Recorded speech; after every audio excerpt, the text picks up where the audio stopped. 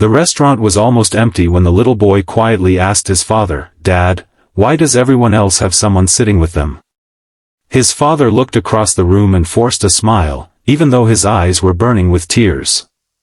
He had only $12 left in his wallet, his rent was 3 days overdue, and the only meal he could afford was a bowl of soup he had planned to share with his 6-year-old son. But before the boy could take another spoonful, something happened that neither of them would ever forget. A stranger in an expensive black suit walked across the restaurant, pulled out the chair opposite the exhausted father, and sat down at their tiny table. He was one of the richest men in the city. And for reasons no one could understand, the billionaire had chosen to eat with them. Before we continue, if you believe kindness can change a person's life and everyone deserves a second chance, please like this video, share it with someone who needs hope, leave a comment, and subscribe to Epic Story Hub. Your support helps us bring more emotional stories like this to you. The father's name was Marcus Hale, a 38-year-old man who had learned how to smile while carrying an ocean of pain inside him.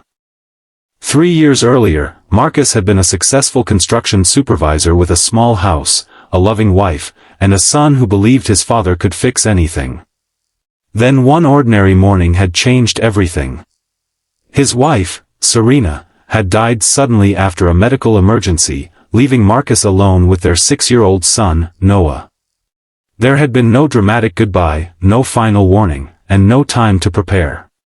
One moment Serena had been laughing in their kitchen, and the next Marcus was standing in a hospital corridor, staring at a closed door while a doctor gently told him that his wife was gone. After Serena's death, Marcus tried desperately to keep their life together. He worked longer hours, took extra shifts, and came home exhausted every night. But grief had a way of following him everywhere. Eventually, the construction company he worked for lost a major contract and Marcus was laid off. He applied for dozens of jobs, but every interview ended with the same polite rejection. He was overqualified for some positions and underqualified for others. Bills began piling up. The landlord warned him that he had only a few days to pay the rent. Marcus sold his television, then his old watch, then almost everything that wasn't essential. Still, he refused to sell the one thing that mattered most, Serena's photograph. That afternoon, Marcus had promised Noah they would have lunch at a small family restaurant downtown. Noah had been talking about it all morning because it was his birthday. Marcus had secretly counted his money 3 times before leaving home. $12. That was everything. He could either buy 2 cheap meals or save the money for groceries that evening. But when Noah looked at him with hopeful eyes and said he had never eaten at the restaurant before, Marcus couldn't say no. The restaurant was bright and peaceful, filled with sunlight pouring through large windows. Families sat around polished tables, laughing and celebrating. Marcus chose a table near the corner, hoping no one would notice how carefully he studied the menu prices. Noah smiled when the waiter brought them 2 bowls of soup and a small piece of bread. Marcus pushed most of his portion toward his son, pretending he wasn't hungry. Noah noticed. "Dad, you eat too." "I already ate earlier," Marcus lied. Noah looked at him for a moment. At 6 years old, he didn't understand money, unemployment, or overdue rent, but he understood when his father was pretending to be okay. Marcus watched his son eat and tried to memorize the moment. The sunlight touched Noah's face, making his brown eyes sparkle. For a few seconds, Marcus forgot about the bills and the empty refrigerator at home. Then Noah looked around the restaurant and asked the question that broke his father's heart. "Dad, why are we always alone?" Marcus swallowed hard. "We're not alone, buddy. We have each other." Noah nodded, but his eyes drifted toward another family celebrating at a nearby table. "Mom used to sit with us." Marcus looked down at his soup. That was when he heard footsteps approaching. A tall man wearing a charcoal suit stopped beside their table. His watch alone probably cost more than Marcus's car had been worth.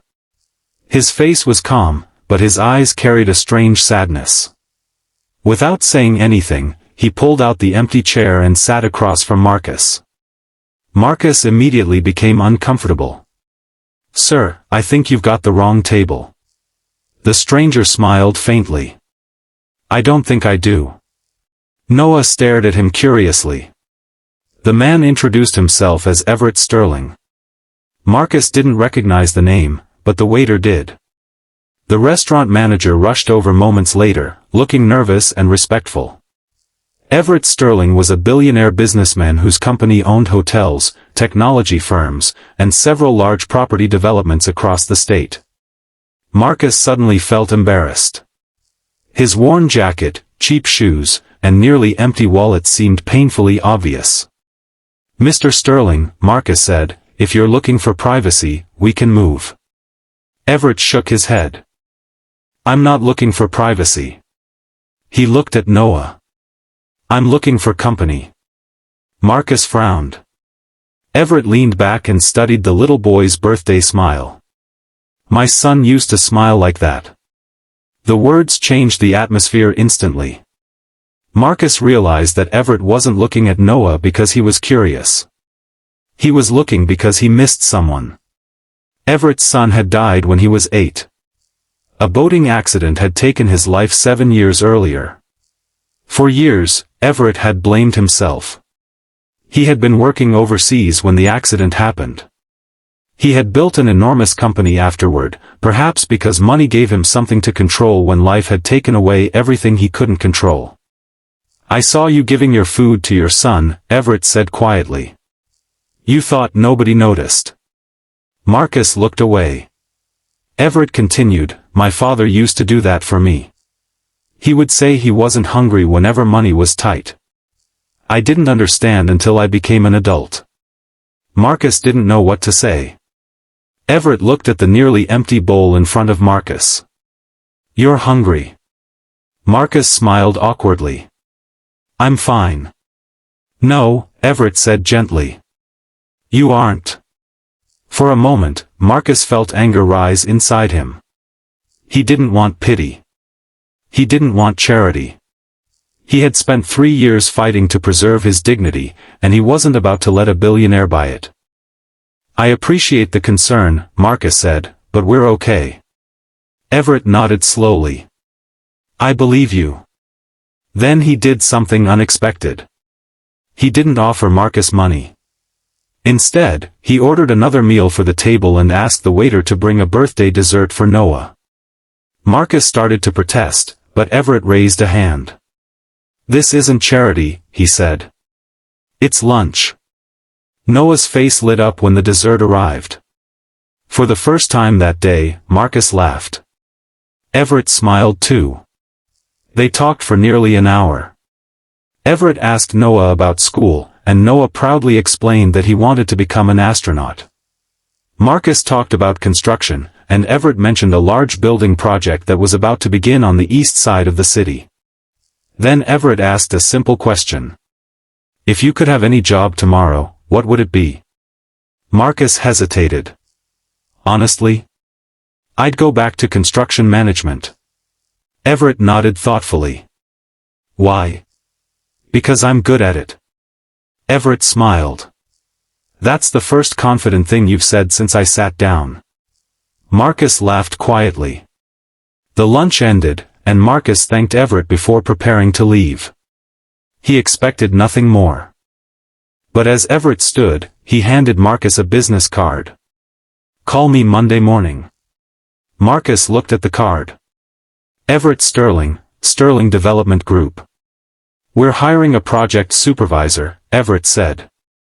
"I'm not promising you the job. I'm promising you an interview." Marcus stared at him. "I don't need your sympathy." "I know," Everett replied. "That's why I'm offering you a chance instead." That sentence followed Marcus all the way home. Monday morning, Marcus almost didn't call. He was afraid the entire thing had been a dream created by desperation. But at 9 a.m., he dialed the number. The interview lasted 2 hours. Everett asked difficult questions about construction schedules, safety procedures, budgets, and leadership. Marcus answered every one. He hadn't forgotten what he knew. He had only forgotten that he still had value. 3 days later, Marcus received a call. He got the job. The salary was more than enough to save his apartment. More importantly, the position gave him something he hadn't felt in years. Hope. Months passed. Marcus worked hard. He arrived early, stayed late, and earned the respect of everyone on his team. Everett rarely spoke about that restaurant lunch, but he occasionally invited Marcus and Noah to dinner. Their relationship slowly became something neither had expected. Everett became a friend.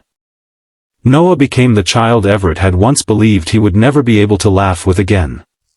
One afternoon, Marcus was reviewing blueprints when Everett walked into his office carrying a small wooden box. "I want you to have this," Everett said. Marcus opened it. Inside was an old silver compass. Everett explained that it had belonged to his son. "I kept it locked away for 7 years," he said. "I thought keeping his things untouched meant I was keeping him close. But I finally realized memories aren't meant to live in boxes." Marcus looked at him, unable to speak. Everett's eyes filled with tears. "You taught me that," he whispered. Marcus shook his head. "I didn't do anything." "You sat at that table," Everett replied. "You let me see a father who was struggling but still giving everything he had to his child. That day reminded me of who I used to be." The two men stood silently.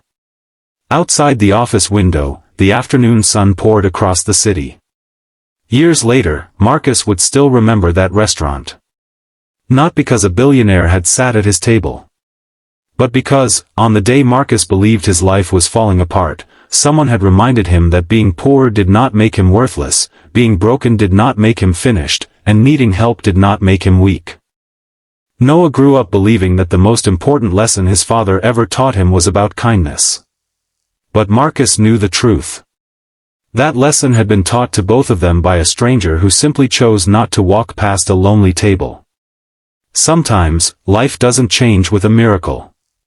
Sometimes, it changes with one person sitting down beside another person and saying, without judgment, "You don't have to eat alone." And perhaps that's what kindness really is. Not saving someone. Not fixing their entire life. Sometimes, it's simply reminding them that they are still worth saving. If this story touched your heart, please take a moment to like the video, share it with someone who believes in kindness, and subscribe to Epic Story Hub. You never know whose life might be changed by a story that reminds them not to give up. And before the story ends, I want to ask you something special. Comment, "Kindness matters," below if you believe one small act of kindness can change someone's entire life. Because somewhere today, there may be a person sitting alone, struggling silently, pretending they are okay. And maybe all they need is for someone to sit beside them.